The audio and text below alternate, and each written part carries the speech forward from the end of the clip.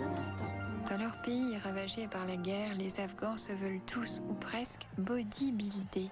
Le pourquoi et le comment à suivre.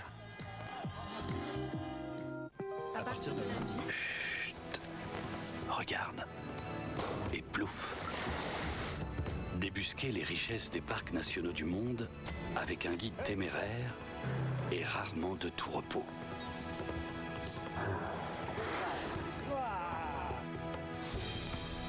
Nature forte. À partir de lundi à 20h sur Arte.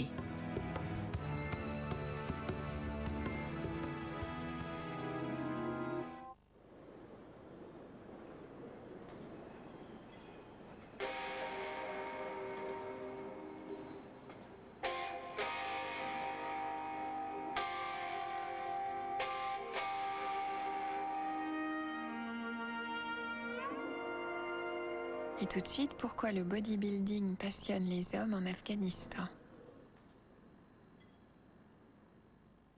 Dans un instant. Chacun a sa recette du meilleur gâteau au chocolat du monde.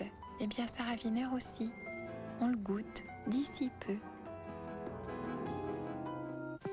Ce soir, Les Français ont vu progressivement les directions industrielles, financières, passer entre des mains d'Allemands. Oui, c'est l'éternelle angoisse des Français. un film sur l'entente franco-allemande. J'étais scandalisé. La logique des affaires est implacable, hein. Un film sur un scandale du 21e siècle. Les deux principaux actionnaires de référence, en même temps, se séparent de la moitié de leur action. Je comprends la détresse de certains salariés, notamment d'Airbus. EADS Airbus. Enquête sur une affaire d'État, ce soir, à 20h45, sur Arte.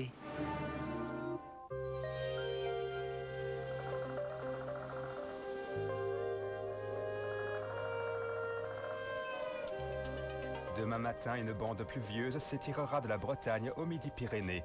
En journée, elle aura conquis tout le pays, à l'exception de la façade est. En Allemagne, la journée s'annonce très grise avec des pluies éparses pouvant devenir flocons dans le sud. En Brisgau, le soleil fera quelques percées. Le mercure affichera 1 à 5 degrés cette nuit. L'après-midi, 3 à 4 degrés au sud du Main et 4 à 7 au nord du fleuve. En France, les minimales varieront entre -2 et +11 degrés. Les maximales entre 4 degrés en Alsace et 11 à 16 sur le littoral. Demain, tandis que les pluies d'une ancienne dépression arroseront encore l'est de l'Europe, une nouvelle vague d'ondées déferlera sur la façade atlantique. Elle donnera 11 degrés à Belfast et 13 à la Corogne. Jeudi, les pluies auront atteint l'est. Elles laisseront derrière elles un sombre ciel d'averses. Vendredi, le sud sera tout gris et le nord sous la pluie.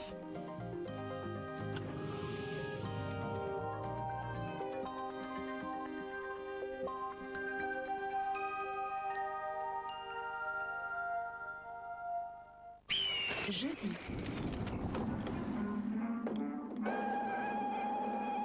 Deuxième voiture. Dans ce Hitchcock-là, tout ira vite, très vite, très très vite. Ah, chérie, vous êtes là. Et le plus difficile ne sera pas de courir, mais de grimper les 39 marches, jeudi à 20h45, n'en ratez pas une.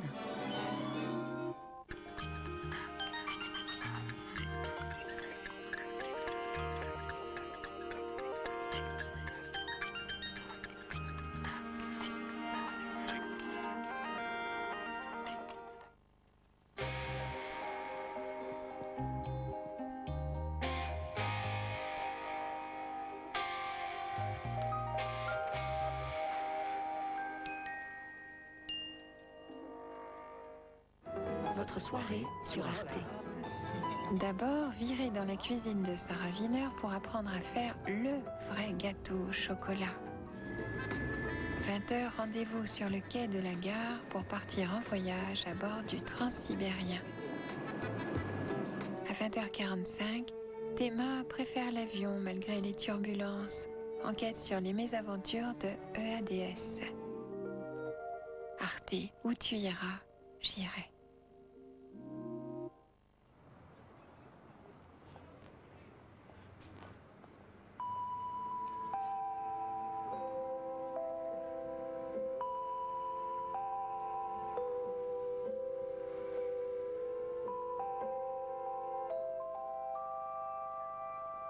À présent, les gourmets sont priés de se réunir en jury et de nous dire ce qu'ils pensent de ce gâteau-là. Sarah Wiener est autrichienne et berlinoise d'adoption. Elle est devenue cuisinière par passion. Aujourd'hui, elle relève un défi de taille, faire la cuisine au pays des gourmets. Une nouvelle mission à chaque étape de son tour de France gastronomique. Des recettes inconnues, les fourneaux d'autres chefs et un jury sans pitié.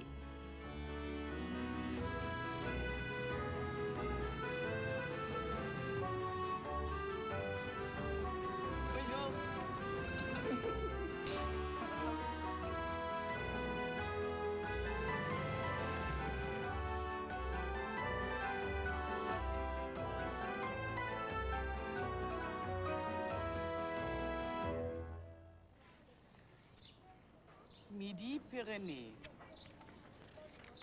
Chère Sarah, allez trouver Yves Thury, qui vous attend au musée du sucre, à Cordes-sur-Ciel. Voici Yves. Il a préparé une petite surprise à base de chocolat pour vous. Miam!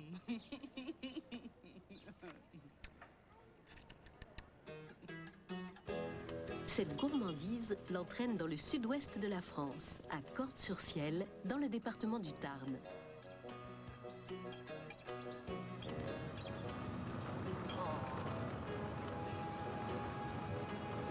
Regardez ça, cette ville là-bas, dans le fond. Cordes-sur-Ciel porte bien son nom. La cité a été bâtie au XIIIe siècle, au sommet d'une colline qui tutoie l'azur. Yves Thuryès est le plus célèbre habitant de la ville. Dès son plus jeune âge, il s'est destiné au métier de confiseur et a tout mis en œuvre pour devenir le roi des chocolatiers. Et qui dit roi, dit cour. Ses créations en chocolat et colorants alimentaires se situent quelque part entre la tablette de chocolat marbré et Jackson Pollock. 2 fois déjà, il a remporté le titre de meilleur ouvrier de France dans la catégorie confiseur chocolatier. J'ai des restaurants, c'est évident ici. Mais je me dis avant tout, je suis un pâtissier-cuisinier. Et non un cuisinier-pâtissier comme sont la plupart des restaurateurs étoilés et qui ont des restaurants. Moi, je suis quand même avant tout un pâtissier-cuisinier. Les réalisations artistico-gastronomiques d'Yves Thuryès s'exportent jusqu'au Japon. En gros, sa réputation n'est plus à faire. Seule Sarah n'a jamais entendu parler de lui. Elle s'attend à trouver un boulanger-pâtissier, pas un pâtissier-cuisinier. Sa mission du jour, un gâteau au chocolat qui frise l'œuvre d'art.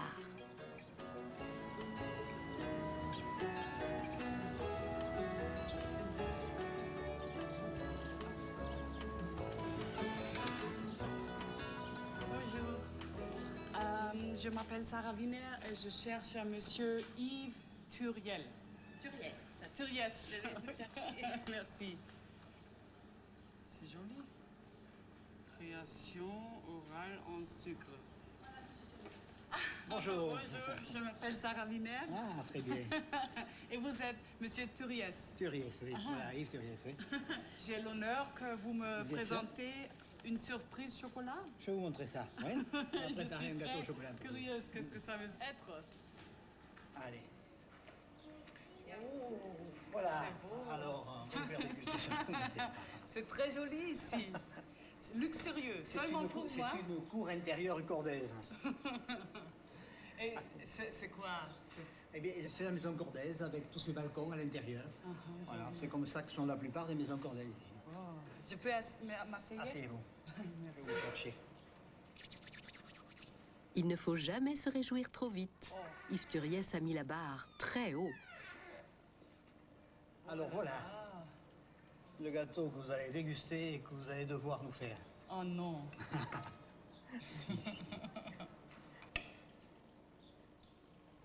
Derrière cette prouesse pâtissière se cachent 350 grammes de chocolat à 70% de cacao, des œufs, du sucre, de la vanille, un demi-litre de crème et plein d'autres bonnes choses encore. On le mange avec le couteau? Oui, le couteau et la fourchette. Hein. Ah, vraiment? Ouais.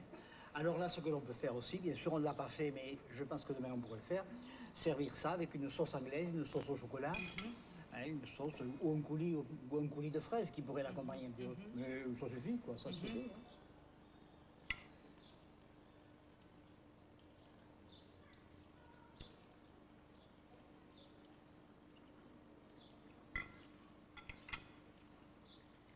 Succulent. Ça me semble d'être très difficile. Non. Sarah a du mal à y croire et s'empresse d'aller chercher les ingrédients du coulis dont a parlé Yves Turiès. Le jury de demain sera exclusivement composé d'enfants, lui a-t-il annoncé. Hors de question de les décevoir.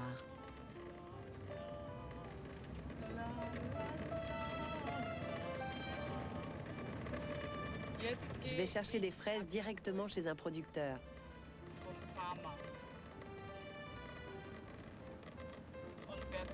Et je vais en profiter et me régaler de délicieuses petites fraises bien sucrées et bien juteuses jusqu'à m'en faire éclater la panse. Si les enfants sont gentils, ils y auront droit aussi demain, avec le gâteau au chocolat. Si ce sont de petits monstres, je mangerai tout le gâteau toute seule.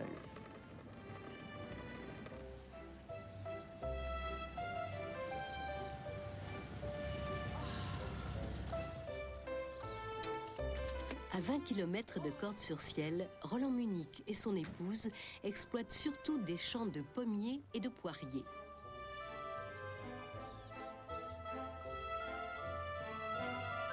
Et bien cachés derrière les arbres fruitiers, ils ont aussi un tout petit champ de fraises, mais pas n'importe lesquelles. Alors, ce sont des fraises qui ne sont pas très grosses, mais qui ont beaucoup de goût. Oui, oui, oui. Voilà. Je peux goûter Oui, aussi oui. quand je... Roland Munich produit des Marat des Bois, une variété parmi les milliers qui existent à travers le monde. Certaines répondent à de très jolis noms, comme la Belle Rubis ou la Surprise des Halles. Ah, la jolie petite fraise. Qu'elle est sucrée.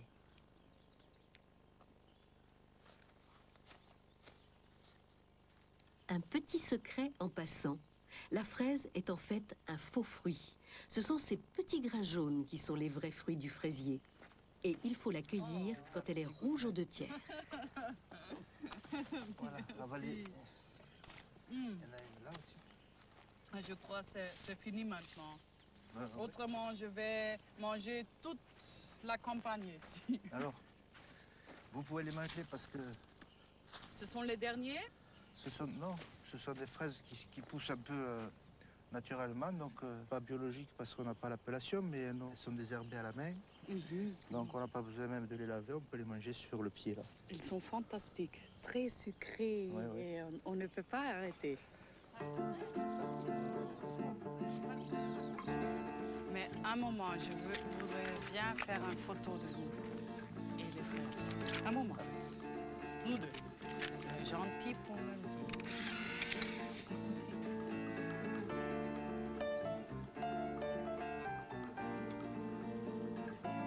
Jolie escapade, mais au programme de demain, il y a un gâteau au chocolat. Et en matière de chocolat, Yves Turiès ne plaisante pas. Mais peut-être fondra-t-il sous le charme de Sarah? Yves, salut Yves. Bonjour Sarah. Alors, comment ça s'est passé? Très bien, j'ai cueilli des fraises. Oui, non, très mais bien. tu dois le goûter. Oui. Parce que quelques-unes sont Donc ça va, on voit que c'est sucrées. de bonnes fraises, oui. Goûte celui-là, je ne suis pas sûre où c'est. C'est sucré? Très bien, c'est après je les bois pas Je trop. crois que celui-là est meilleur que là. Très bien. Le travail d'1 heure. Ah oui. Et c'est si chaud. C'est un peu la fin, non? Voilà, on va mettre ça au frais. Oui. Comme ça, demain matin, on retrouve tout ça. Voilà. Voilà, là, c'est simplement au frais, c'est à 7 degrés, 6-7 degrés. Et ça va bien, comme ça ne va pas bouger jusqu'à demain matin. On va à On y va. l'hôtel? Je me lave les mains, ouais. Mais qu'on ne s'y méprenne pas, Yves est marié. Et il n'est pas seulement le roi du chocolat, mais aussi le roi officieux de Cordes. La ville aux 100 ogives et aux 5 murs d'enceinte a connu son apogée au Moyen-Âge. Ensuite, elle a sombré peu à peu. Quand Yves Turiès est arrivé à Cordes au début des années 80, beaucoup de maisons étaient à l'abandon ou tombaient en ruine. Une ville fantôme. Alors il a retroussé ses manches. Le grand écuyer, c'était le chevalier du roi.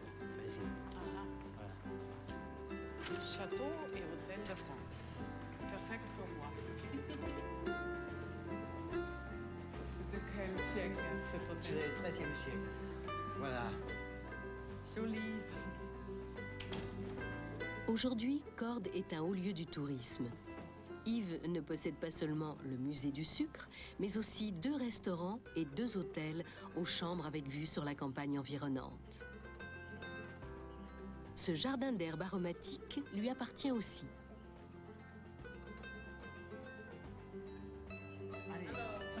Merci. Je viens après le petit déjeuner. D'accord, entendu. Je cours. On fait comme ça. Je t'emmène. Voilà. Merci, c'est très bonsoir. joli. Bonsoir.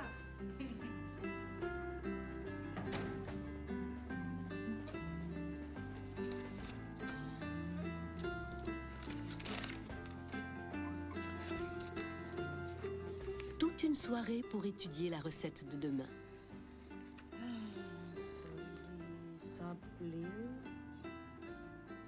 Ce n'est plus de la cuisine, c'est de l'art. Et Yves est génial. C'est comme ça que j'imagine un vrai chocolatier.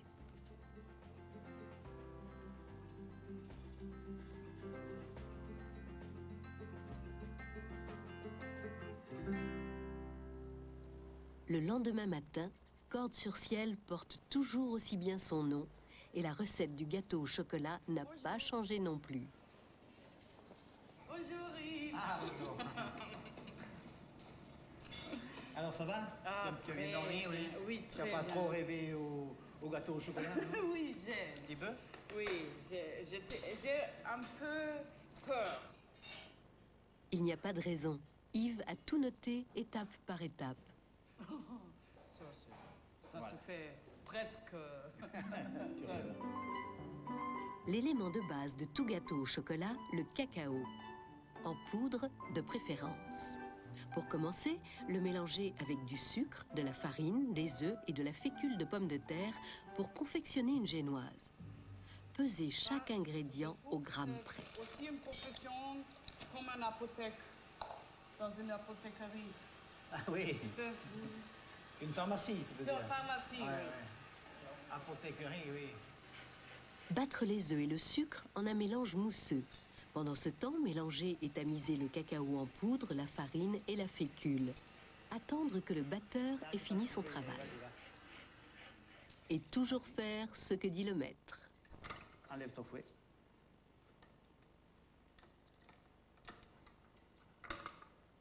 Alors tu vois, le premier aspect, la génoise ne paraît pas très cacaotée. Mais quand ça sortira du four, le noir du chocolat ressortira énormément. Il suffit de la noix. Je le mets là-dedans. Voilà, tu le mets là-dedans. Beurrer un moule à manquer, y verser la pâte et mettre au four. Cuire 35 minutes à four moyen. Préparez maintenant du lait, des œufs, de la vanille, du sucre et de la crème fleurette pour une mousse au chocolat divine. On comprend le principe alors maintenant, hein? Et après tu vas le démarrer. Le lait, la crème et la gousse de vanille. Tu fais bouillir le lait avec la crème et la vanille et cuire la crème anglaise. La crème anglaise est la base de la mousse. Faire bouillir le lait, la crème et la vanille. Incorporer 3 jaunes d'œufs battus avec du sucre. Et continuer d'écouter attentivement le maître. Il faut préparer le chocolat. Tu vas préparer ton chocolat haché dans une grande bassine. Ce qui fait que quand ta crème anglaise sera prête, tu vas la chinoiser sur le chocolat, mixer et refroidir un peu. Et ajouter ensuite la crème fouettée. Tu pèses 350 grammes. Oui. Voilà, et tu sais que la pâtisserie, c'est une science exacte, et contrairement à la cuisine, qui peut se faire un petit peu à la fantaisie du chef, c'est vrai, il faut bien le reconnaître. La pâtisserie, il vaut mieux être précis dans les poids.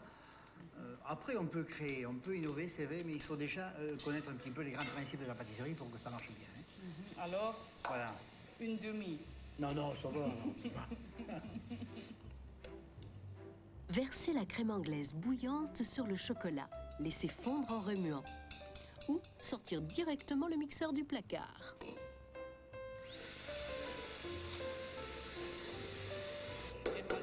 La crème fouettée. Doucement. On commence à mélanger un petit peu.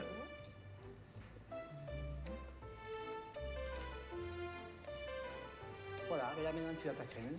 C'est fini. Ne le remets pas davantage, c'est bon. Tu peux procéder au montage. Oui, on peut vraiment parler de montage. Ce gâteau au chocolat se compose de plusieurs couches alternées de mousse et de génoise. Coupez délicatement la génoise en deux.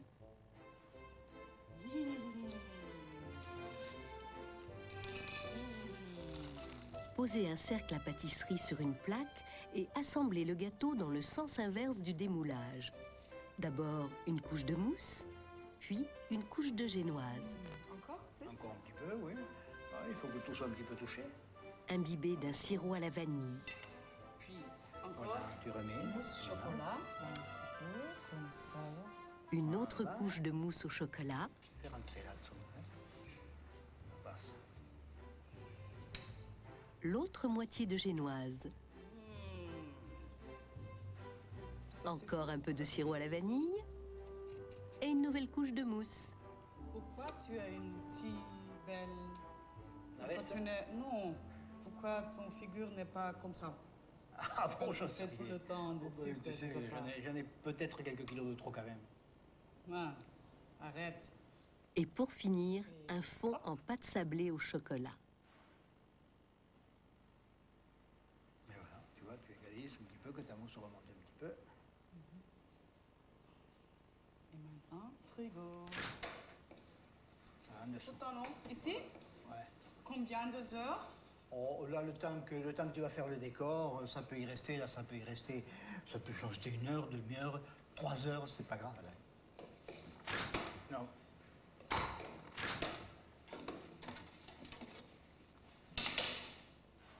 Mais avant de commencer le décor, il ne faut pas oublier de garder des fraises pour les enfants. S'ils ont la chance d'en voir la couleur.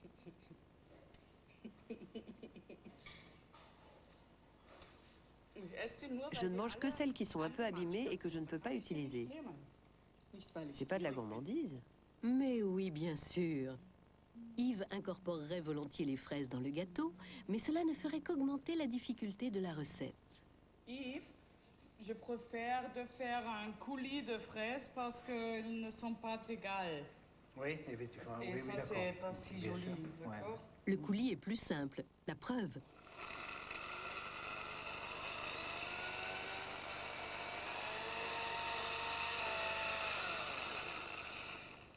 Fini. C'était Voilà. une vie courte pour les fraises.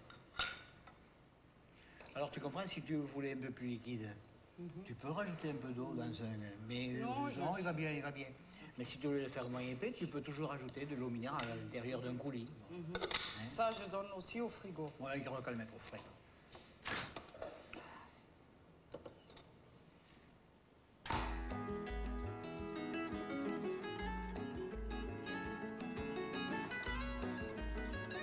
Il reste un peu de temps pour visiter Cordes-sur-Ciel et son musée du sucre, une collection réalisée par Yves Turiès. Dans les vitrines, toutes les pièces sont en sucre ou en chocolat, même si elles n'en ont pas toujours l'air.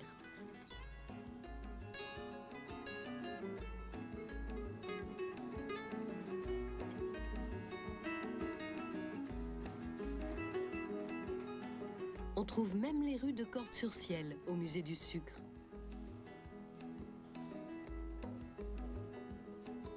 Mais retournons auprès de Sarah et d'Yves pour passer à la partie artistique de la réalisation. Tout d'abord, la plaque de travail, du marbre passé au congélateur, puis des spatules de différentes tailles et du chocolat fondu.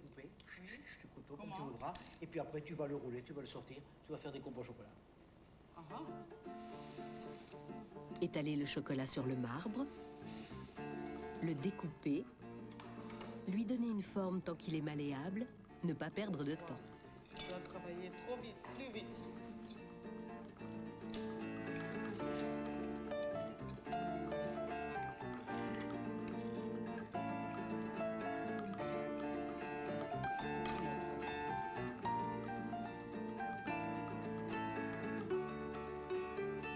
Malheureusement, aujourd'hui, il fait plus de 30 degrés à l'ombre. Pourquoi ça creuse? Il fait trop chaud, il fait manifestement trop chaud pour le faire. Passez ensuite à la deuxième partie du décor, les carrés de couleurs. Des colorants en poudre. Et tu fais comme l'artiste, là, tu mets un petit peu toutes les couleurs. Tu comprends le principe? Quand on va mettre la plaque de chocolat dessus, c'est ce qui va te donner la couleur dessous, ça. Hein? On reprend. Posez des touches de colorant alimentaire sur une feuille et laissez libre cours à sa créativité. Ça, c'est pour toi. C'est vrai que tu es une artiste, hein, alors. Laissez sécher les colorants, puis recouvrir d'une couche de chocolat fondu. Dans 40 minutes, le jury sera là. C'est le moment de sortir le gâteau du réfrigérateur. Et je... Oui, enlève le papier. Fais-le glisser directement sur toute la surface. Encore, allez, étale partout. Viens garnir ou c'est pas garni.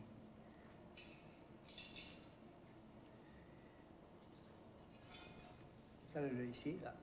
Voilà, bouge pas, c'est bon. Ça.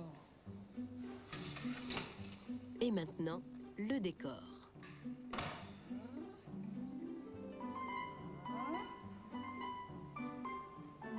Ça.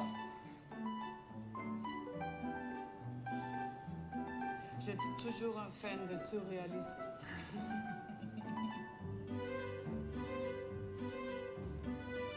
Mais j'ai un peu de feuilles d'or, regarde. Quelques feuilles d'or de plus. Mais ce sont des conditions dures.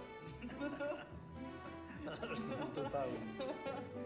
Il fait effectivement toujours aussi chaud et le décor commence lentement à fondre.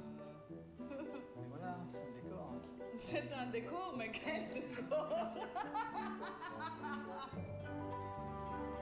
Sarah peut bien rire pour le moment, mais pas question de plaisanter avec son jury, que des enfants. Et les enfants sont connus pour toujours dire ce qu'ils pensent.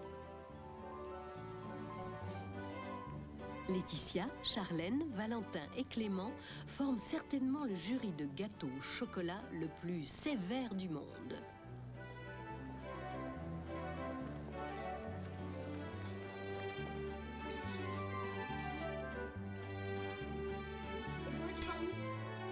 Alors, voilà les enfants.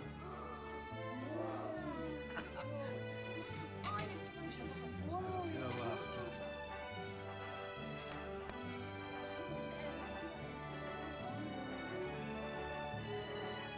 Voilà.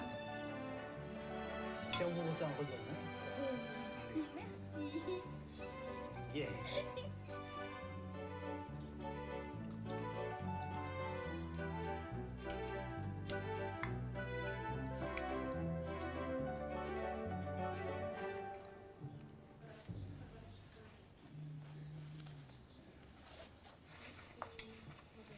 Vous ne vous copiez pas et vous marquez chacun votre nom.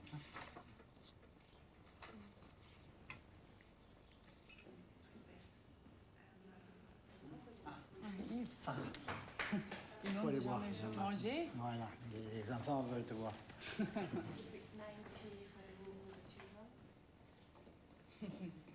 Bonjour. Alors, regarde. Voilà, Sarah, la chef, qui vous a préparé ça. Salut, comment ça va? Bien. Très bien. Et vous aimez normalement du chocolat? Oui. Oui? Et comment c'était mon gâteau?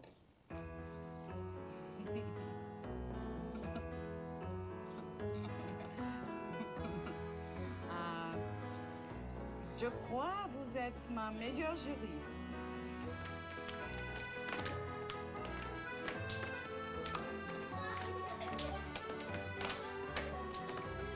Bravo, qui a gagné? On sent une professionnelle qui a quand même la volonté de réussir et qui a bien réussi, malgré les grosses difficultés qu'elle a rencontrées. Parce que trouver une journée plus chaude qu'aujourd'hui, vous savez, ce sera dur, même pendant la période d'été. 45 degrés à l'ombre. Son travail et le mien. Je parle du gâteau, pas d'Yves. Si j'avais su que Yves était aussi célèbre, je me serais certainement conduite de façon un peu plus respectueuse. Dieu merci, je ne l'ai pas su avant. Eh bien, écoute, allez, bonne route. Merci. Salut Yves. Et pense au chocolat. Oui. Et rêve chocolat. Mais aujourd'hui, dès aujourd'hui, régime, toute la journée. Allez, tu as le beau temps. Au revoir.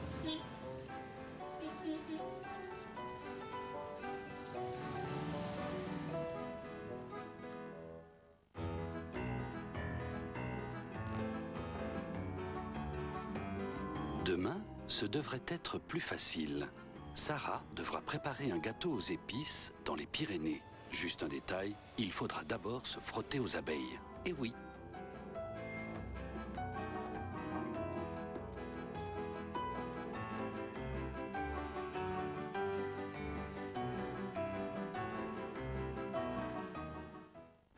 Votre soirée sur Arte.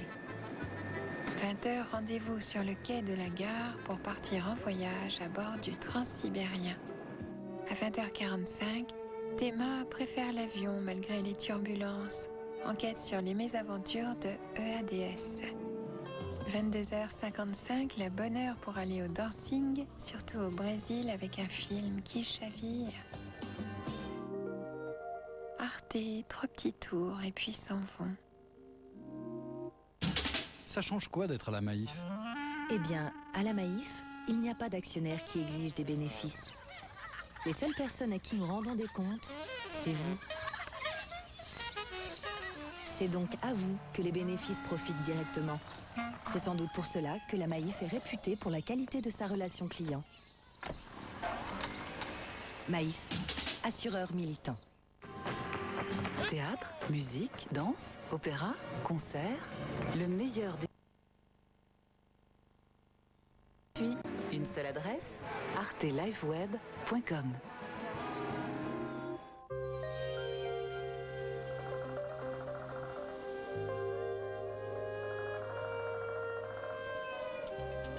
Demain matin, une bande pluvieuse s'étirera de la Bretagne au Midi-Pyrénées. En journée, elle aura conquis tout le pays, à l'exception de la façade Est. En Allemagne, la journée s'annonce très grise avec des pluies éparses. En Brisgau, le soleil fera quelques percées. Le mercure affichera 1 à 5 degrés cette nuit. L'après-midi, 3 à 4 degrés au sud du Main et 4 à 7 au nord du fleuve. En France, les minimales varieront entre -2 et +11 degrés. Les maximales entre 4 degrés en Alsace et 11 à 16 sur le littoral. Demain, tandis que les pluies d'une ancienne dépression arroseront encore l'est de l'Europe, une nouvelle vague d'ondées déferlera sur la façade atlantique. Elle donnera 11 degrés à Belfast et 13 à la Corogne. Jeudi, les pluies auront atteint l'est. Elles laisseront derrière elles un sombre ciel d'averses. Vendredi, le sud sera tout gris et le nord sous la pluie.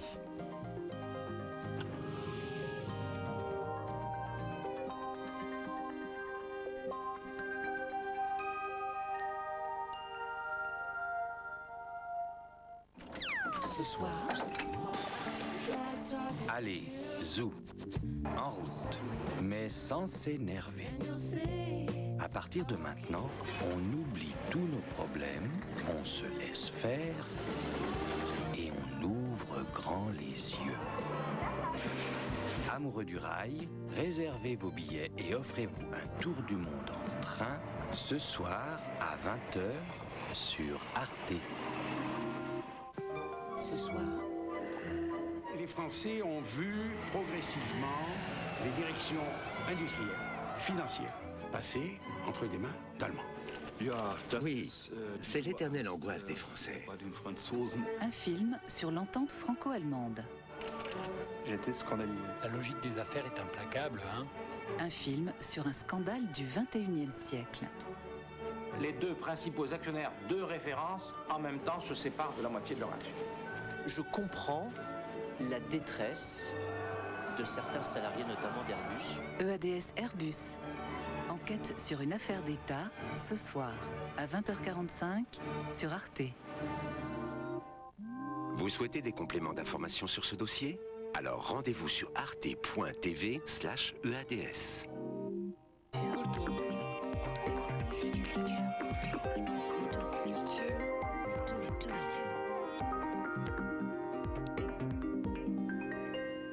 Le couple qui brûlait les planches en 1621, c'était Pyrame et Thisbé. Guten Abend, bonsoir à tous et bienvenue. Avant de vous emmener au théâtre façon XVIIe siècle, on rencontrera la chorégraphe Sacha Valls. Elle danse ce week-end à Rome pour l'inauguration du très beau musée Maxi.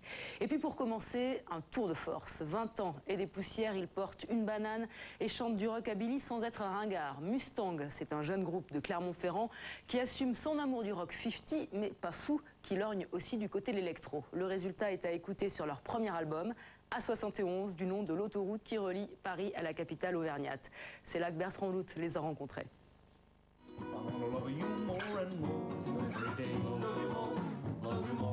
Nul ne sait si les garçons coiffeurs apprécieront, mais la Pompadour est de retour. Pour autant, avoir les cheveux en arrière n'interdit pas de regarder vers l'avant.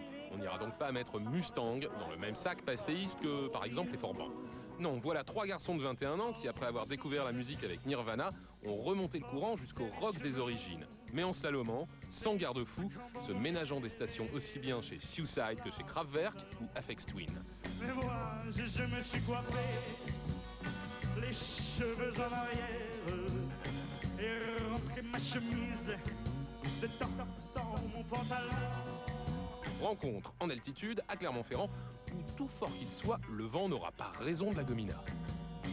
Tous les gars qui se sont intéressés de près au rock'n'roll et qui l'aiment, on ne peut pas faire l'impasse sur Elvis, sur Cochrane ou sur Gene Vincent. C'est vraiment important pour... D'abord, la musique est géniale, et puis même au niveau de l'image, on adopte naturellement le look des musiques qu'on écoute, quoi.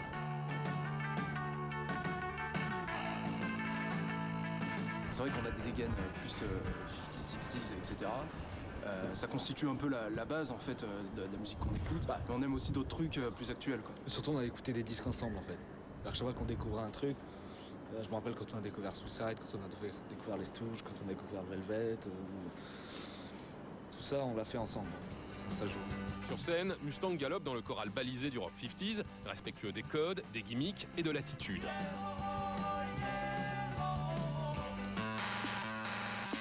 Sur son album, baptisé A71, c'est une toute autre limonade. Le groupe n'hésite pas à trousser et détrousser ses idoles, leur mettant la tête à l'envers pour mieux leur faire subir les derniers outrages électroniques. Et ainsi, faire la nique aux puristes. En arrière et en avant. Je l'emmène au firmament. Nous, ça nous a jamais intéressé de faire du pur rockabilly. On sait pas en jouer d'ailleurs, on sait pas jouer de rockabilly. Techniquement. Puis si on se retrouvait dans un festival de rockabilly, je pense qu'on serait plutôt jeté par les mecs. Qu'on serait très bien sûr. Ils voient arriver les boîtes à rythme, les claviers, je pense qu'ils tiraient un peu la tronche. Bye bye les guitares,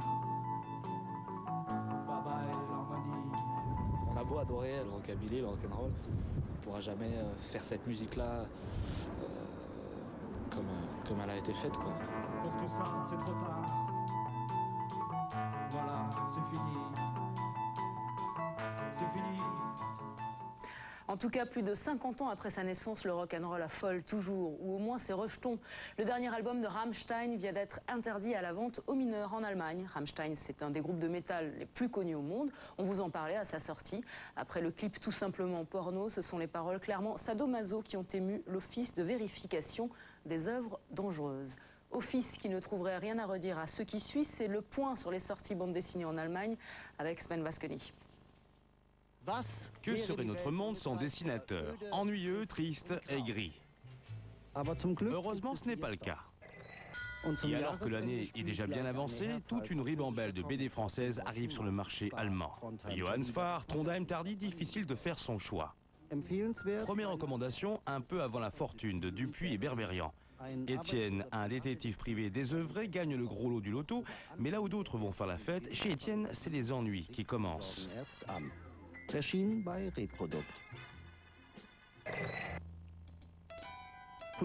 Plus politique, la réédition de Palestine, signée Joe Sacco. Journaliste et dessinateur, Sacco dépeint le conflit du Moyen-Orient en noir et blanc, mais sans manichéisme. Un must pour les fans de BD.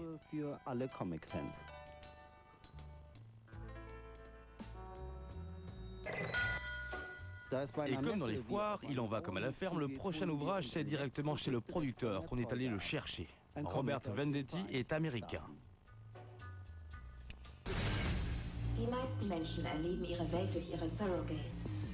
De quoi s'agit-il? Le maître d'œuvre était là pour nous répondre. Un clone est un double virtuel avec lequel on est relié virtuellement et qui se promène dans le monde réel à ta place. Et ce que vit le clone, tu le vis aussi au même moment.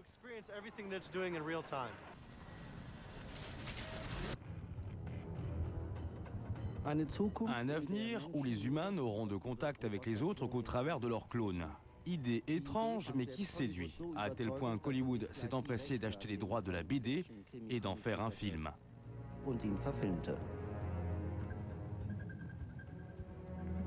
Was geschieht jetzt? Das liegt an Ihnen. Le film Clone est actuellement à l'affiche. Choisissez l'original, lisez la BD. Puisqu'on parle BD, l'incontournable festival d'Angoulême, ce sera le 28 janvier prochain. Les organisateurs ont exprimé leurs inquiétudes la semaine dernière après avoir appris que la ville diminuerait sérieusement son aide financière. On cherche des solutions, mais le festival 2010 aura lieu. C'est en substance ce que le maire a rétorqué.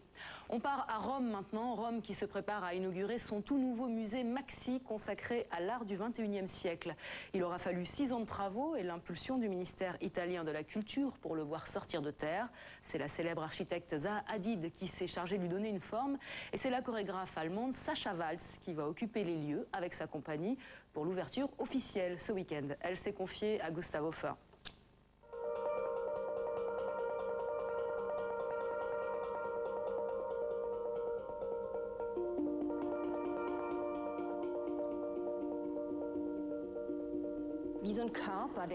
Dans ces couloirs interminables, on a l'impression d'être à l'intérieur d'une partie du corps humain, à l'intérieur d'une cuisse.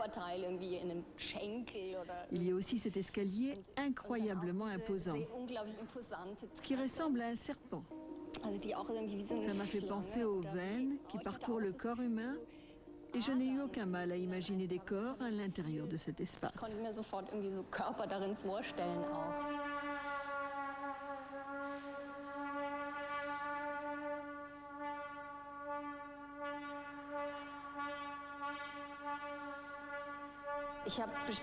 Il y a certaines séquences que je qualifie de liquides.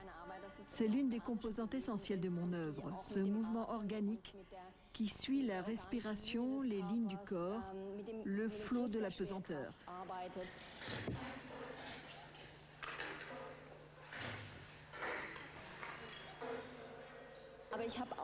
Ça me plaît aussi de rompre cette fluidité avec des lignes nettes et des axes dans tous les sens qui détruisent ou dissolvent le côté organique.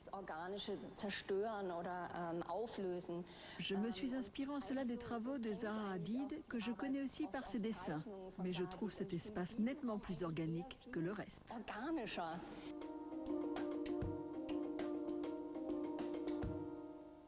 Une scène éclairée à la bougie et une étrange langue française où l'on roule les R. Voilà le théâtre tel qu'on le voyait au XVIIe siècle. Et une jeune compagnie a eu l'idée de le ressusciter. Texte choisi, un hit de l'époque, Pyrame et Thisbé, inspiré des métamorphoses d'Ovide. L'histoire de 2 adolescents éperdus d'amour mais dont les familles se haïssent.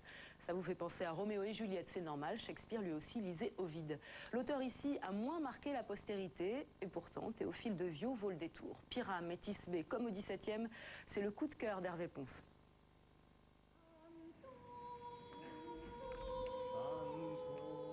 A commencer par un éclairage entièrement réalisé à la bougie, les amours tragiques de Pyrame et Thisbé, fleurons de la littérature du XVIIe, retrouvent avec cette nouvelle production mise en scène par Benjamin Lazare une coloration baroque tout en profondeur et mystère. C'est une qualité de lumière qu'on ne peut pas retrouver par un autre moyen. Électriquement, c'est pas possible. Et ce qui m'intéresse, c'est ce que cet éclairage montre et aussi ce qu'il cache.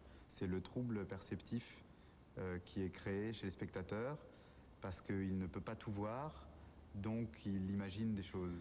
Et combien que le ciel fasse couler ma vie dans cette passion avec un peu d'envie, que 1000 empêchements combattent mes désirs et qu'un triste succès menace nos plaisirs. L'idée, c'est pas d'être dans la reconstitution, mais plutôt d'utiliser ces codes de jeu, en fait, et de créer aujourd'hui.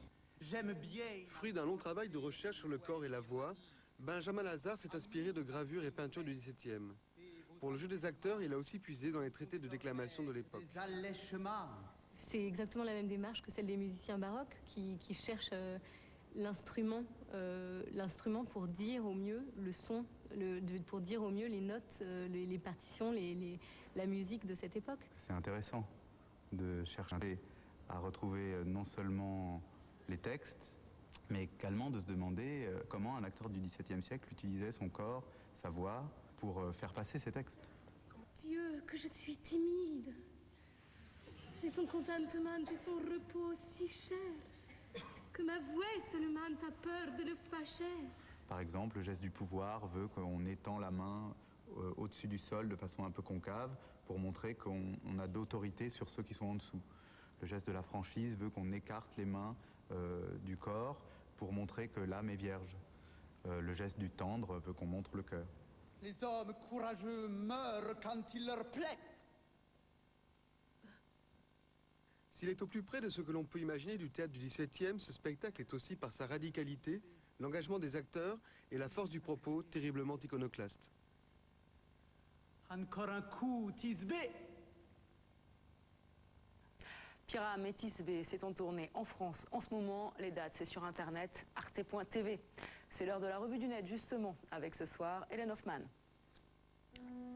C'est le morceau de piano préféré des Français. Tristesse, une étude en mi majeur de Chopin. 30 000 personnes ont participé aux élections du piano organisées par Radio Classique. Tristesse a inspiré à Serge Gainsbourg le duo avec sa fille Charlotte, Lemon Incest.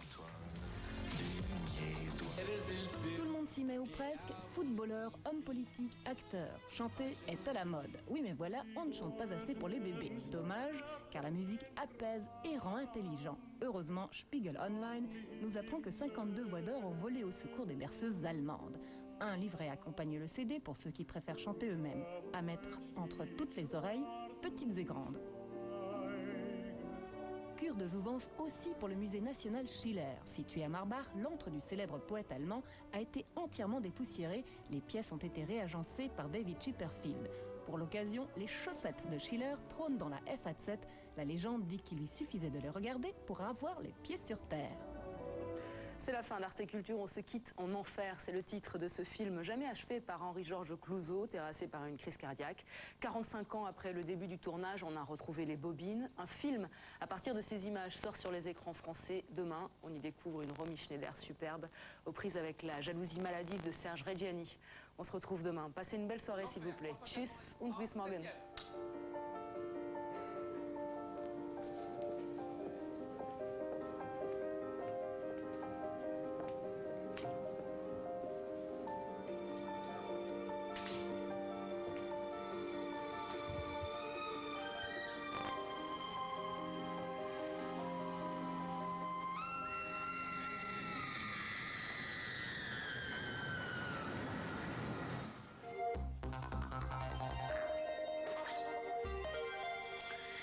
Guten Abend, bonsoir téléspectateurs et internautes, bienvenue.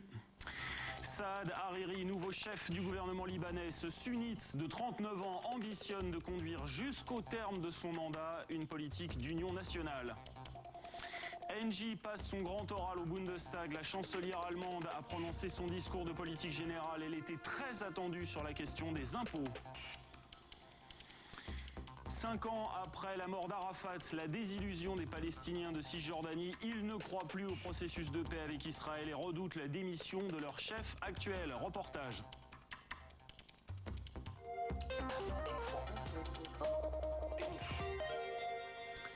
L'Union européenne applaudit dès demain, l'ONU aussi, la Syrie idem. Ça y est, le Liban a un nouveau gouvernement. Il est emmené par Saad Hariri, fils de l'ancien Premier ministre Rafik Hariri, assassiné il y a plus de 4 ans. Mais au pays du cèdre, il est des arbres qui cachent la forêt, car peu de monde, à vrai dire, croit à un bail à long terme. Il faut dire que les différends ne manquent pas au sein de ce gouvernement dit d'union. Explication, Andreas Jürger. Au total, 30 ministres composeront le gouvernement d'union de Saad Hariri.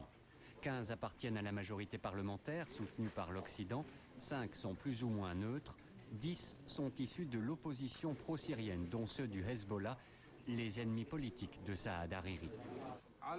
Ce gouvernement est à l'image du Liban actuel. Aux yeux de certains, c'est une image qui reflète les divisions confessionnelles et politiques. Mais il faudrait que nous prouvions au monde entier qu'aux yeux des Libanais, c'est l'image réaliste de la véritable entente nationale. Le Liban, un mélange explosif d'ethnie et de religion. Avec le temps, les habitants de Beyrouth sont devenus prudents, mais ils se réjouissent tout de même qu'un accord ait été trouvé. Nous espérons que ce gouvernement sera capable de relever les défis qui l'attendent. Les journaux proches du Hezbollah viennent néanmoins tempérer cet optimisme. Ils parlent de gouvernement des deux tranchées ou de gouvernement des contradictions. Depuis sa victoire aux élections, Saad Hariri a passé 5 mois à négocier. Le milliardaire de 39 ans a failli jeter l'éponge, tant les positions semblaient irréconciliables. Aujourd'hui, il y a un gouvernement, mais aussi une inconnue. Les ennemis d'hier réussiront-ils à travailler ensemble ? Comment le chef du Hezbollah, Hassan Nasrallah, va-t-il réagir si les propositions de la majorité gouvernementale lui déplaisent ?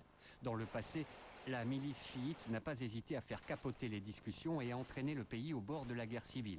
Car dans la rue, c'est le Hezbollah qui a les armes et donc le pouvoir. Dernière source d'inquiétude, comment le chef du gouvernement va-t-il réussir à collaborer avec un camp que de nombreux Libanais rendent responsable du meurtre de son père, Rafik Hariri, en 2005 ? Nouveau bain de sang au Pakistan. Un kamikaze a fait exploser sa voiture au cœur d'un marché très fréquenté d'une localité située dans le nord-ouest du pays. Bilan, au moins 30 morts. Les talibans font figure d'accusés. Les islamistes radicaux ont en effet promis de répliquer à l'offensive de l'armée dans leur fief situé non loin de là. Attendu dans 8 jours en Corée du Sud, Barack Obama met en garde le régime de Pyongyang contre une escalade. Le président américain fait allusion à ce qui s'est passé ce matin en mer Jaune. Il y a eu une confrontation navale entre les deux frères ennemis de la péninsule coréenne. Les escarmouches sont régulières, mais ce qui s'est passé aujourd'hui est d'une autre nature. Explication, David Arnold. Cela fait 7 ans que la marine nord-coréenne n'avait pas ouvert le feu. À l'époque, en 2002, la confrontation avait provoqué la mort d'une vingtaine de marins nord- et sud-coréens. Ce nouvel accrochage aujourd'hui n'a pas fait de victimes, officiellement en tout cas. Selon Séoul, en fin de matinée, un navire nord-coréen pénètre dans les eaux territoriales sud-coréennes. Malgré les tirs de semonce, l'intrus continue sa route avant d'ouvrir le feu sur une vedette sud-coréenne. Celle-ci riposte et endommage sérieusement le navire communiste. Incident ou provocation, Séoul penche pour la deuxième version. L'incident apparaît comme une provocation car malgré nos avertissements, le navire est entré dans nos eaux territoriales. Mais on ne peut pas dire que la provocation était très sérieuse car il n'y avait qu'un seul bateau. De son côté, la Corée du Nord, dans son journal télévisé, accuse le Sud de provocation armée et demande des excuses. L'accrochage arrive quelques jours avant l'arrivée à Séoul du président Barack Obama. Pyongyang attend également la venue prochaine d'un émissaire américain pour relancer les négociations sur le nucléaire. L'incident d'hier est peut-être une forme d'appel du pied. C'est un peu pour le montrer aux États-Unis que si ils ne font pas quelques pas, leur politique aura des conséquences dangereuses. Voilà où ça mène votre politique si vous continuez à nous snober, c'est-à-dire à ne pas vouloir des relations bilatérales. Car la Corée du Nord exige désormais des relations bilatérales avec Washington. Le traditionnel dialogue à 6 avec les autres puissances régionales semble écarté. Pyongyang revendique son nouveau statut de puissance nucléaire pour négocier avec la première puissance mondiale. Ici, Berlin, la chancelière parle aux députés. Angela Merkel a prononcé son discours de politique générale au Bundestag. Acte politique tardif dû à un agenda bien rempli avec de nombreux voyages à l'étranger, ce que lui reproche d'ailleurs l'opposition. On attendait surtout une clarification quant à l'épineuse question des impôts. Qu'en a-t-il été? Explication, Thomas Zimon. Les vérités qui fâchent, mieux vaut en parler franchement en début de mandat. C'est l'ancien chancelier Helmut Schmidt qui donnait ce conseil et Angela Merkel l'a suivi à la lettre ce matin devant les députés. Les voilà maintenant prévenus, la crise économique n'a pas fini de sévir. La vérité, mesdames et messieurs, tient en une phrase. Avant que les choses s'arrangent, nos problèmes vont empirer. Le déficit devrait s'élever à 86 milliards d'euros l'an prochain, mais la coalition ne veut pas entendre parler de plan d'austérité. Elle mise sur la croissance et une relance de la consommation grâce à d'importantes baisses d'impôts au profit des PME et des familles et d'une TVA à 7% pour l'hôtellerie. Ajoutées aux mesures déjà décidées, celles que nous allons mettre en place devraient soulager les citoyens allemands de 22 milliards d'euros à partir du 1er janvier 2010. Renoncer temporairement aux recettes fiscales pour qu'elles soient plus abondantes à l'avenir, c'est le calcul de la coalition. Du côté de l'opposition, on critique et on s'interroge. Comment comptez-vous financer cette baisse d'impôts? Qu'allez-vous ensuite demander aux gens? Quel fardeau allez-vous leur imposer? Cela fait des semaines qu'on attend une réponse à ces questions. Et aujourd'hui, on n'en sait pas plus.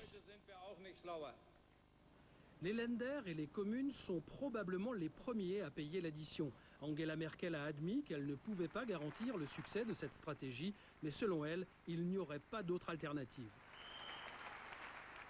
Décidément, il se passe toujours quelque chose à Berlin. Au lendemain des cérémonies liées au 20e anniversaire de la chute du mur, s'est tenu dans la capitale allemande le sommet mondial des lauréats du prix Nobel de la paix. Cette noble assemblée s'est fixée pour objectif ambitieux la coexistence pacifique sur la planète. La paix, l'Allemagne et la France y sont finalement parvenues. Elle est tellement intégrée des deux côtés du Rhin que la journée du 11 novembre, demain, pourrait désormais devenir celle de la réconciliation entre Paris et Berlin. Et son bras politique, le fameux moteur franco-allemand, où en est-il? On le disait grippé ces derniers temps. Enquête, Catherine Marie de Grasse, Susanna de Rague. Un petit coin de parapluie contre un coin de paradis. Berlin, hier soir, porte de Brandebourg. La chancelière Angela Merkel abrite sous un même parapluie le président Nicolas Sarkozy. Belle image en ce jour historique de la construction européenne. Et malgré les caprices du temps, tout paraît aller au mieux dans le couple franco-allemand. Côté court, la romance a débuté en mai 2008 lorsque Nicolas Sarkozy déclare son amitié à Angela Merkel lors de la remise du prix Charlemagne. J'aime Angela Merkel beaucoup plus que ce qu'ils disent.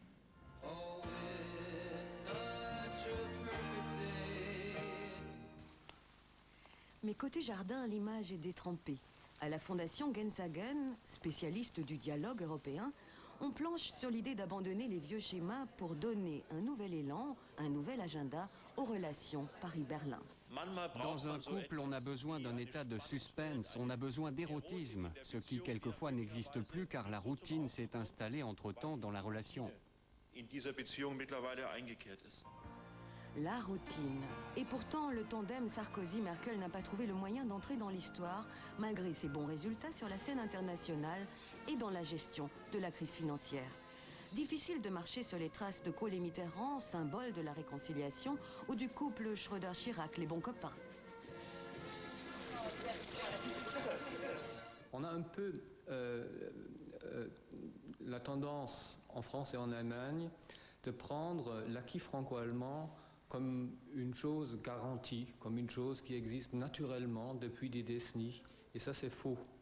Et à cela est lié un risque, je dirais, de dissolution, en quelque sorte, d'un capital franco-allemand qui a été construit au cours des décennies.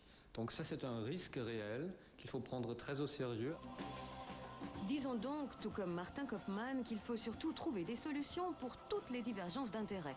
Quoi de mieux qu'un geste fort pour réveiller la libido d'un vieux couple, comme nommer un ministre commun aux deux pays? Mais qui? La rumeur susurre le nom de Jack Lang comme favori à ce poste, mais lui, qu'en dit-il? La seule chose que je peux dire, c'est que je continuerai dans le futur le travail que j'ai accompli dans le passé. C'est-à-dire, je souhaite être avec beaucoup d'autres un ciment de ce lien franco-allemand sans lequel l'Europe ne connaîtra pas un nouvel élan. Alors oui, l'ancien ministre a pris des cours d'allemand accéléré, oui, il est germanophile, mais il sait trop bien qu'il ne faut pas compromettre un effet d'annonce qui revient, cela va de soi, à Engie et Nicolas. Le gouvernement français n'est pas favorable à l'adoption d'enfants par les couples homosexuels, propos signé Luc Châtel, porte-parole de l'équipe Fillon. Ce matin, en tout cas, le tribunal administratif de Besançon a permis à une enseignante et sa compagne d'agrandir leur famille. C'est la fin d'un combat qui aura duré 10 ans. D'autres infos en bref maintenant. 375 000 € pour délit de pollution. La peine maximale a été requise par le parquet général contre Total au procès en appel de l'Erika. Le groupe a déjà été condamné à cette peine en première instance. La marée noire provoquée par le naufrage du pétrolier il y a 10 ans avait souillé 400 km de côte et mazouté plus de 150 000 oiseaux.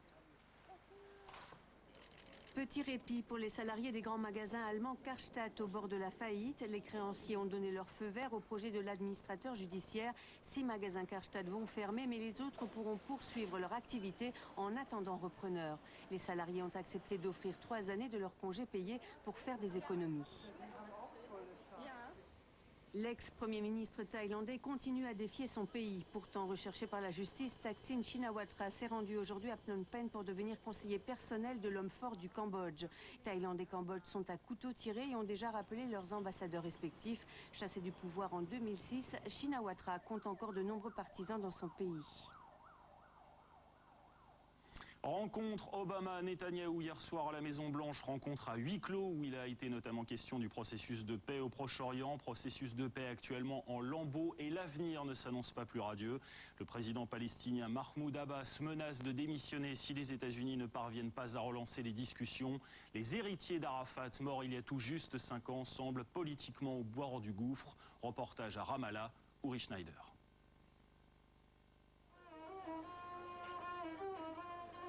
C'était un peu le monsieur Palestine. À Ramallah, 5 ans après sa mort, on trouve encore son portrait à chaque coin de rue. Ici, on dit que c'est Yasser Arafat qui a soudé le peuple palestinien.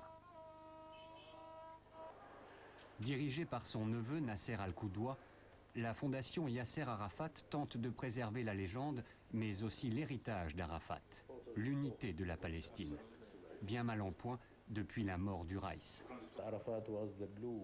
Arafat était le ciment de la société palestinienne entre ses différents courants. Aujourd'hui, nous sommes divisés et cette unité, le peuple la regrette, mais aussi les hommes politiques palestiniens. Les Palestiniens sont douloureusement partagés entre le Fatah, le parti d'Arafat, et le Hamas, celui des islamistes. Autrefois considéré comme un modèle de démocratie dans le monde arabe, le Parlement palestinien de Ramallah est aujourd'hui en piteux état. Il n'a plus siégé depuis 2 ans et demi, depuis le putsch du Hamas à Gaza. Les députés du Fatah, comme Azam Al-Ahmed, sont frustrés et amers.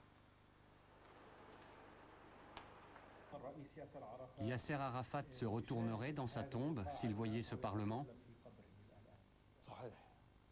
Absolument, vous avez fichtrement raison.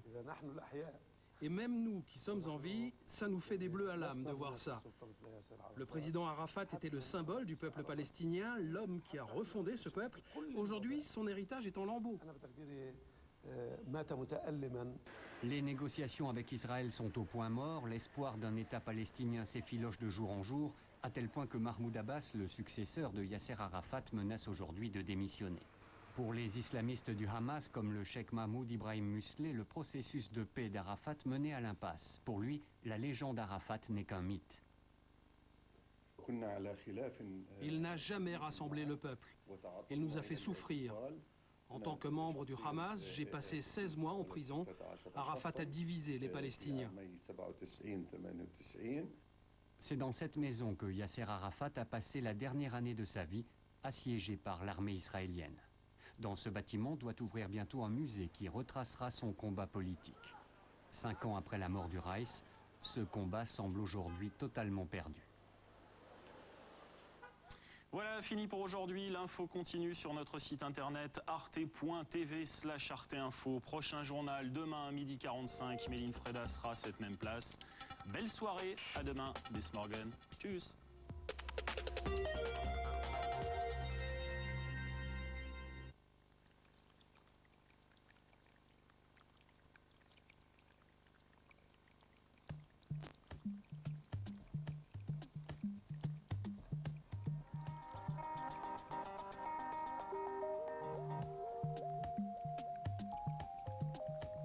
Et voilà, le transsibérien s'en va et nous, on est dedans.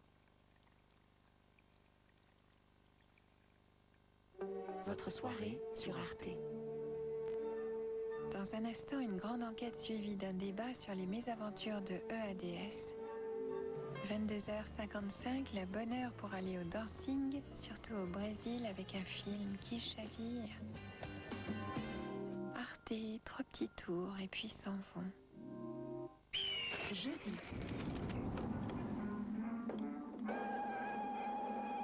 Deuxième voiture. Dans ce Hitchcock-là, tout ira vite, très vite, très très vite. Ah, chérie, vous êtes là. Et le plus difficile ne sera pas de courir, mais de grimper les 39 marches, jeudi à 20h45, n'en ratez pas une. Hitchcock tisse aussi sa toile sur le net. Alors rendez-vous illico sur arte.tv/Hitchcock.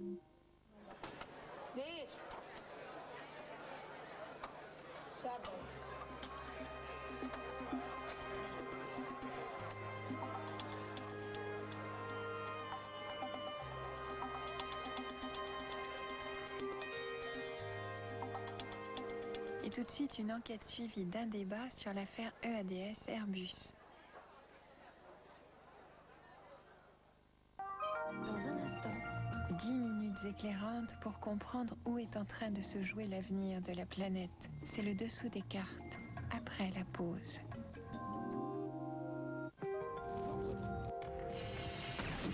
L'assistante d'un parlementaire est retrouvée morte. C'est une belle affaire. Beaucoup. Belle journée. Les gens comme toi se nourrissent de la merde et de la misère des pauvres gens sans laquelle ils crèveraient de faim. Le choc des mots. Le poids de l'info. Une série policière dans les coulisses d'un journal londonien. Chaque vendredi à 22h25 sur Arte. Notre série se poursuit. Des vidéos et des résumés sont disponibles sur arte.tv/State of Play. Une infirmière qui finit par craquer, un chef de service sujet à des accès de panique, des salariés de grandes entreprises qui se sentent acculés au suicide. De plus en plus de travailleurs succombent au burn-out. Mais au fait, c'est quoi au juste? Comment ça arrive? Comment pourrait-on y échapper? Un thème qui nous regarde tous. Se tuer au travail en avant-première sur Internet et participer à notre forum sur arte.tv/burnout.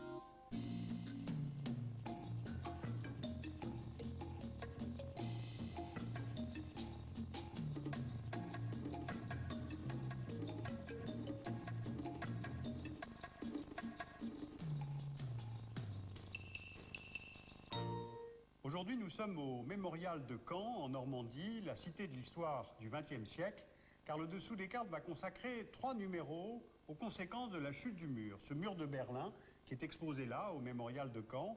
Nous allons commencer, bien entendu, par l'Allemagne, puis nous passerons à l'échelle européenne, et enfin, bien sûr, l'échelle mondiale. Voici une carte de l'Europe en 1945.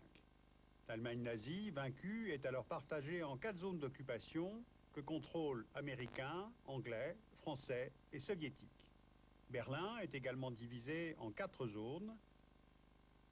Et 4 ans plus tard, en 1949, la réunion des 3 zones occidentales crée un ensemble opposé à la zone soviétique.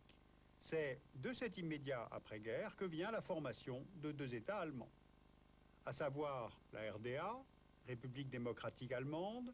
C'est un État qui n'a justement rien de démocratique, conduit par un régime communiste pro-soviétique. Cet État fait 108 000 km², sa capitale est Berlin-Est. Son économie fondée sur la planification est tournée vers les pays de l'Est et la Russie soviétique. Et la RDA joue un rôle central dans l'alliance militaire du pacte de Varsovie. En face, à l'ouest, la RFA, République fédérale d'Allemagne, capitale Bonn. Et comme son nom l'indique, c'est un régime fédéral formé par 10 États, les Länder, et sa superficie est de 248 000 km². Le pays fonctionne selon les principes de l'économie de marché, et elle est au sein de l'OTAN, une pièce maîtresse de l'Alliance Atlantique, face au bloc pro-soviétique. Cette séparation en 2 États n'empêche pas des milliers d'Allemands de l'Est de s'enfuir vers l'Allemagne de l'Ouest. Ce à quoi la RDA répond par l'érection d'un mur, un jour du mois d'août 1961, Voilà donc les deux Allemagnes physiquement séparées par une haute barrière en fil de fer barbelé et à Berlin par un mur en béton haut de 3,60 m. Pendant près de 30 ans, ce mur symbolise donc la séparation et l'affrontement des deux blocs en Europe. Les bouleversements à l'intérieur du Parti communiste soviétique, la perte de vitesse économique des pays de l'Est et le mécontentement croissant de la population est-allemande vont conduire les dirigeants de la RDA à annoncer l'autorisation de voyager librement. Le 9 novembre 1989, il y a juste 20 ans, les postes frontières sont ouverts sous la pression des Berlinois de l'Est qui se mettent à détruire le mur. Le chancelier de la RFA de l'époque, Helmut Kohl, prône une réunification rapide des deux Allemagnes, une unification d'abord monétaire, puis politique. Et les puissances d'occupation qui assuraient une tutelle diplomatique sur ce pays depuis la fin de la guerre vont autoriser les deux États à fusionner. Ou pour être plus exact, la RDA va purement et simplement disparaître, absorbée par la République fédérale d'Allemagne le 3 octobre 1990. L'Allemagne unifiée totalise 357 000 km², donc pays de taille moyenne, mais pays très peuplé, avec 79 millions d'habitants en 1989. Le régime est fédéral et il comprend 16 Länder. 10 qui formaient autrefois la RFA, les 5 nouveaux Länder qui formaient le territoire de la RDA, et le 16e land allemand, c'est Berlin, qui devient la nouvelle capitale du pays réunifié. Voilà donc pour le contexte historique. Maintenant, faisons un peu mieux connaissance avec le pays d'aujourd'hui.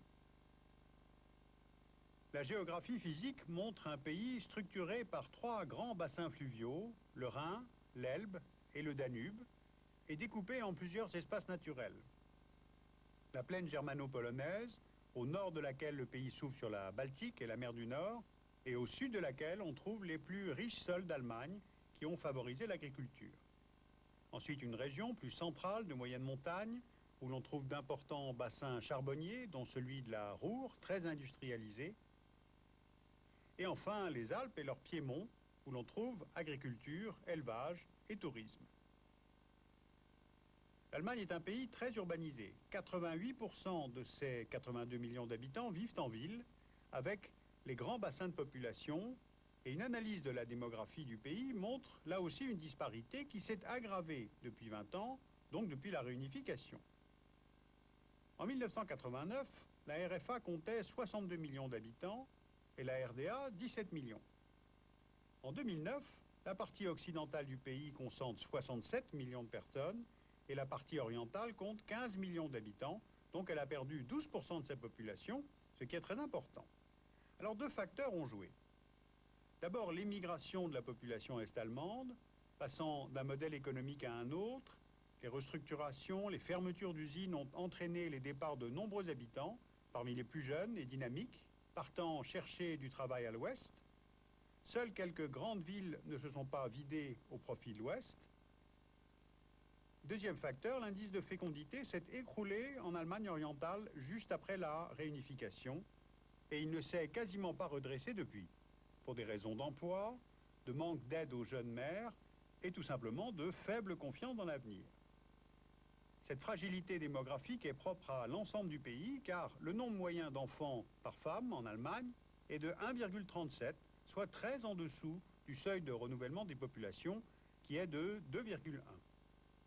Donc la population de l'Allemagne ne peut se renouveler sans l'apport des migrations. Rappelons que ce pays a une politique migratoire et d'asile très ouverte. Près de 9% de la population d'Allemagne est étrangère, soit 7 millions de personnes, dont 2 millions sont originaires de Turquie. Ces disparités entre Est et Ouest se concentrent aussi à un autre niveau. Réunifiée politiquement, institutionnellement, l'Allemagne a aussi été réunifiée économiquement, notamment par le pacte de solidarité. Entre 1990 et 2007, si l'on ajoute les transferts versés à l'Est sur le budget de l'État fédéral allemand et les fonds structurels européens, on totalise la somme incroyable de 1 500 milliards d'euros, soit plus de la moitié du PIB annuel du pays. Sauf que la répartition de la production des richesses est là encore très inégale entre les anciens Länder de l'Est et ceux de l'Ouest. En 2008, les 10 Länder de l'Ouest produisent 85% du PIB allemand, les 6 Länder de l'Est 15%.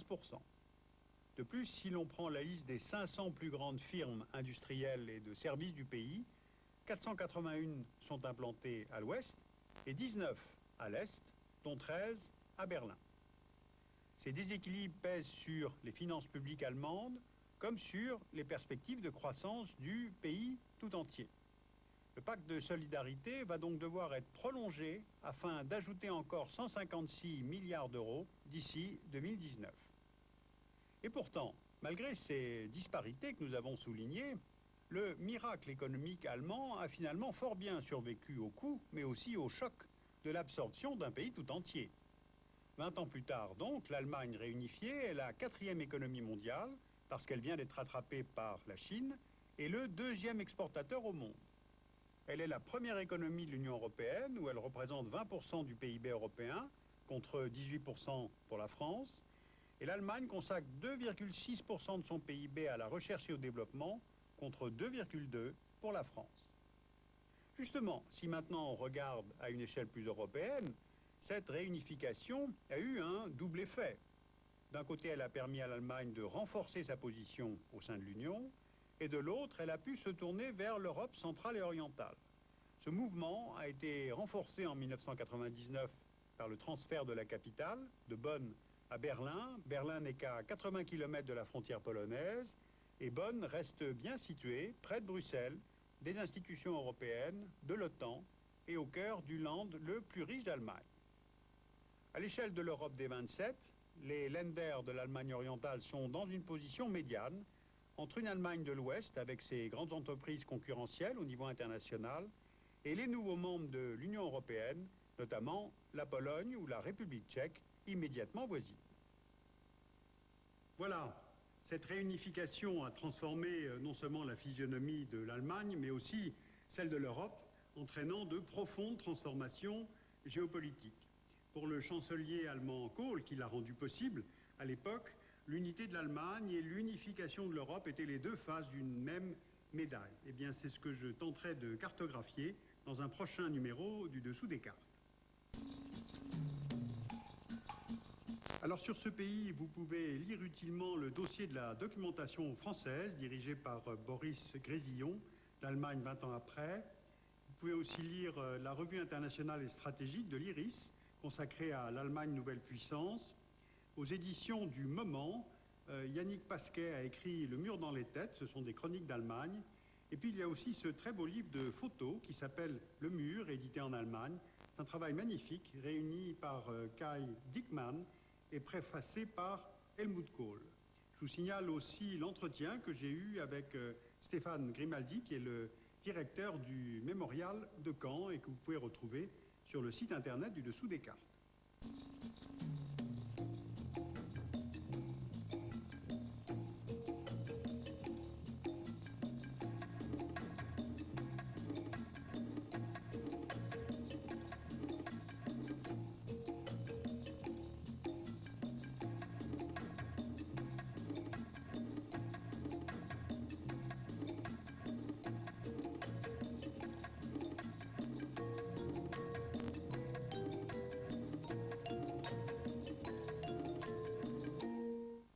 Votre soirée sur Arte. Une bonne heure pour aller au dancing, surtout au Brésil, avec un film qui chavire, Tourbillon. Minuit 30, Insolation, le moyen-métrage de Lili Horvat, une jeune actrice hongroise passée à la réalisation. Voyager de nuit avec Arte.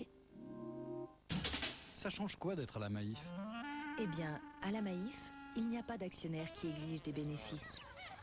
Les seules personnes à qui nous rendons des comptes, c'est vous. C'est donc à vous que les bénéfices profitent directement. C'est sans doute pour cela que la Maïf est réputée pour la qualité de sa relation client. Maïf, assureur militant. Jeudi.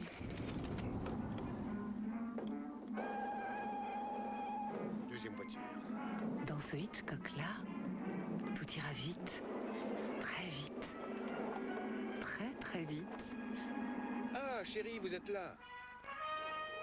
Et le plus difficile ne sera pas de courir, mais de grimper les 39 marches, jeudi à 20h45. N'en ratez pas une. Hitchcock tisse aussi sa toile sur le net. Alors rendez-vous illico sur arte.tv/Hitchcock. Vendredi. Bonjour, je m'appelle Francis, je suis alcoolique. Là, c'est ma femme avec mon fils. Dès que je me sors de ce merdier, je la retrouve. Mais là, tu passes les bornes. Il y a un moment, ça va te péter à la gueule. Qu'est-ce que tu regardes? Je vais vous faire peur, moi. La chute n'est rien. C'est pas une fatalité. On peut se faire aider, on peut s'arrêter. Mais il faut se relever. Un singe sur le dos, vendredi à 20h45 sur Arte.